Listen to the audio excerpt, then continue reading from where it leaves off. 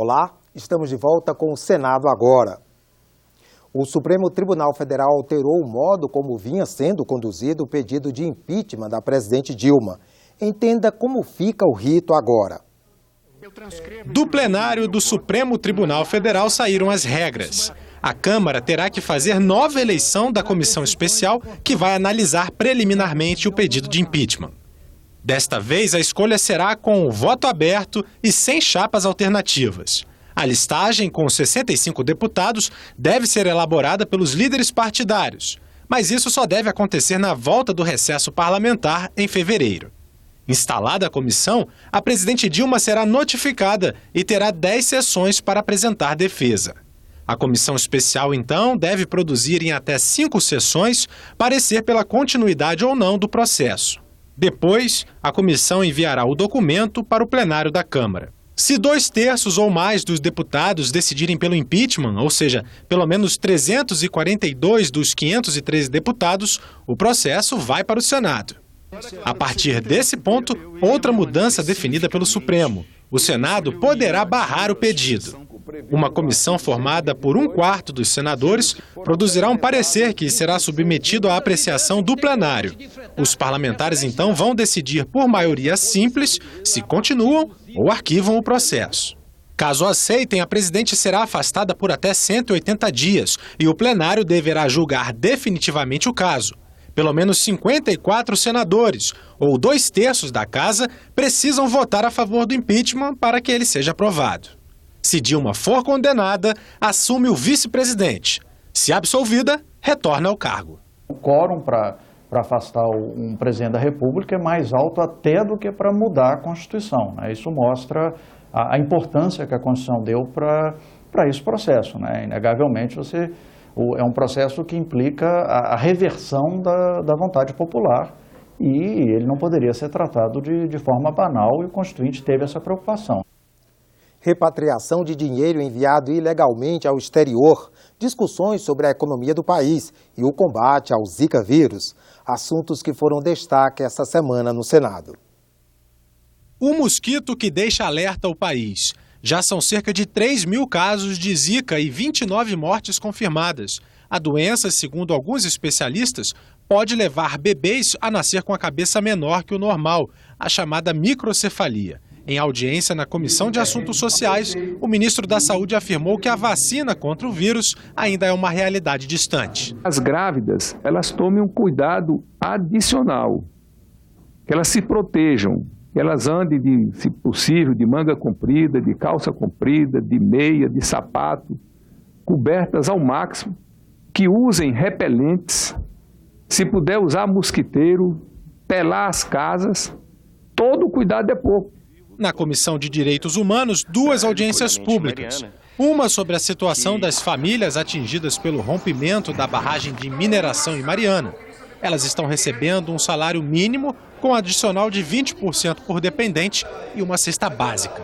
E um debate sobre a regulamentação da PEC do trabalho escravo, com a presença do ator Wagner Moura, também embaixador da OIT contra o trabalho escravo. Aqui no Brasil, a nossa definição de trabalho escravo, qualquer sujeito trabalhado que trabalhe forçado, que trabalhe por dívidas, e especialmente, que é o que caracteriza hoje em dia a escravidão moderna, a escravidão contemporânea, o cara que trabalha em situação degradante, em situação que degrade a natureza humana, e o sujeito que trabalhe em jornada exaustiva de trabalho, no Brasil, essa pessoa é considerada um escravo.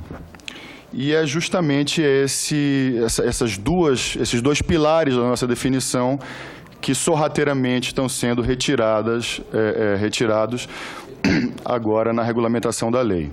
Na CPI do futebol, o presidente licenciado da CBF, Marco Polo Del Nero, afirmou que é inocente das acusações feitas pelo Departamento de Justiça dos Estados Unidos e pelo Comitê de Ética da FIFA.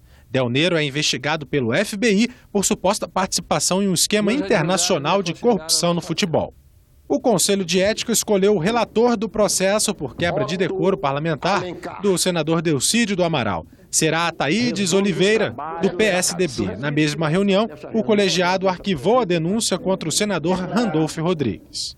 A economia foi outro assunto-chave da semana. Autoridades do governo estiveram no Senado para pedir aos parlamentares maior rapidez na aprovação de matérias do ajuste fiscal. O Brasil não pode parar, o Brasil não pode esperar, nós temos desafios, o mundo sabe os nossos desafios, tem expresso a preocupação, mas eu acho que a gente, como sempre, vai ser maior.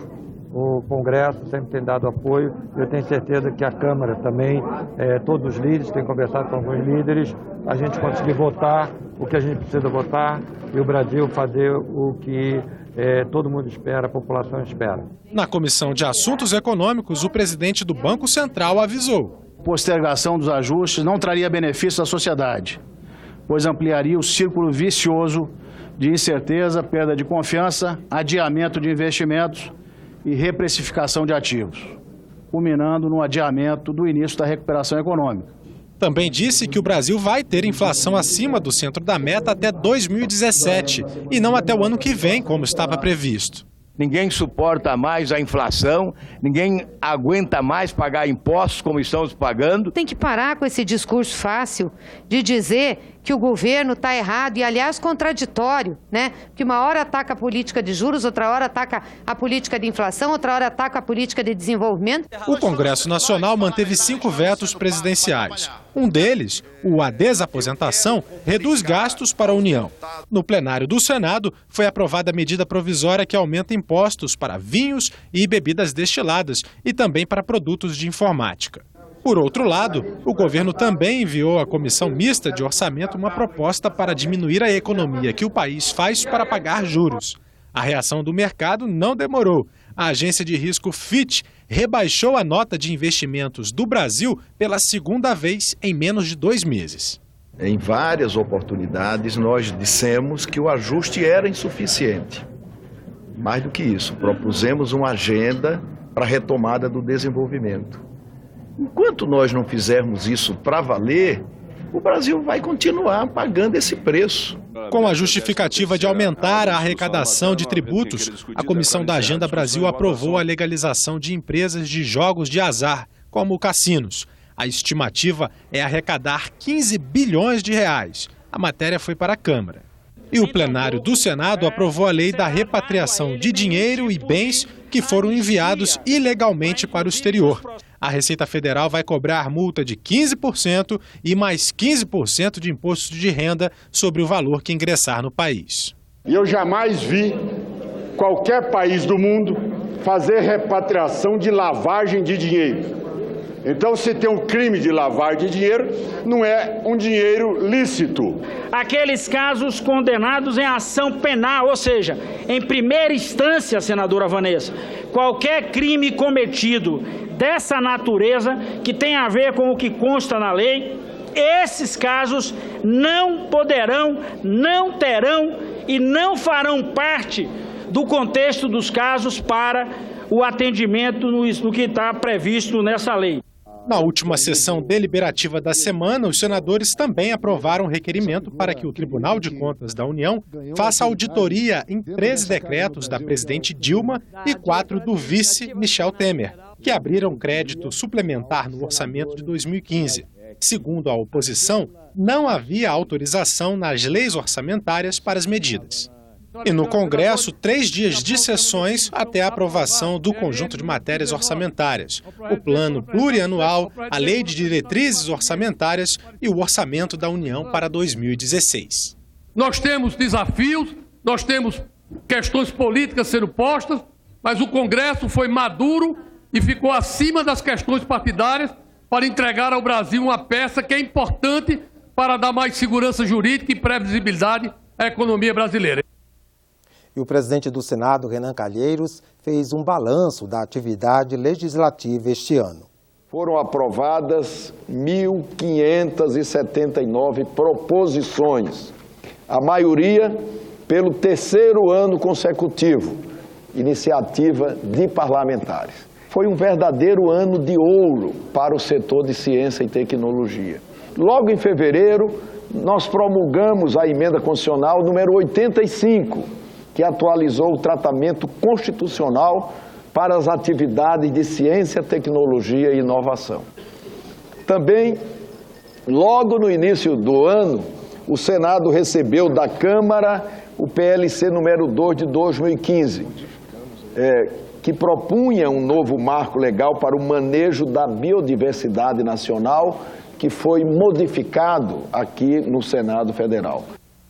Aproveito o ensejo para fazer, neste momento, uma sincera homenagem ao senador Luiz Henrique da Silveira, que ao lado de outros senadores,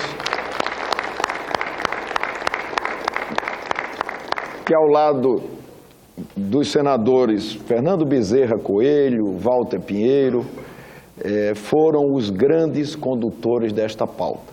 Convalidamos incentivos fiscais, mudamos o indexador das dívidas estaduais, que começam a vigorar agora em janeiro de 2016, aprovamos o compartilhamento dos recursos das vendas não presenciais do comércio eletrônico. A Agenda Brasil, ela foi elaborada conjuntamente com os senadores e cujo propósito é de melhorar, a partir de iniciativas existentes, o ambiente de negócios, conferir previsibilidade jurídica, recuperar os níveis de produtividade, a confiança dos agentes econômicos e retomar os níveis de investimentos no Brasil. Eu quero parabenizar a todos os envolvidos, nas pessoas dos senadores Otto Alencar e Blairo Maggi, dos líderes partidários e de todos os membros desta comissão especial, Comissão de Desenvolvimento Econômico, que foi a comissão que mais produziu neste ano legislativo. Trabalhamos também para que o ajuste não afetasse apenas os mais pobres e a classe média. Propusemos, em 1º de maio, e isso teve uma grande repercussão nas redes sociais, o Pacto Nacional em Defesa do Emprego, que posteriormente se tornou Programa de Proteção ao Emprego do Governo Federal. Naquele momento, fizemos várias alertas sobre a magnitude da crise, chamando a atenção para a insuficiência do ajuste. Desde a mesa eleita em 2013, política agora continuada, tornamos públicas todas as informações relativas aos gastos da casa e instalamos o Conselho de Transparência. Fruto deste trabalho foi o reconhecimento por vários institutos, entre eles a Fundação Getúlio Vargas, de que o Senado Federal é a instituição mais transparente dos poderes públicos, entre 138 órgãos e entidades pesquisados. Em 2015, a TV Senado, cuja grade modificou para priorizar a atividade fim da casa, a atividade legislativa, fez o registro de 248 sessões plenárias e 923 reuniões de comissões. Totalizamos 2.825 horas de transmissão, confirmando o esforço de crescimento com relação aos anos anteriores. Um avanço também foi a estreia da TV Senado no YouTube, onde agora é possível assistir ao vivo o que vai ao ar na televisão e pode ser visto também em celular e outros dispositivos móveis. Esta edição do Senado Agora está terminando. Obrigado pela sua companhia e continue assistindo a nossa programação.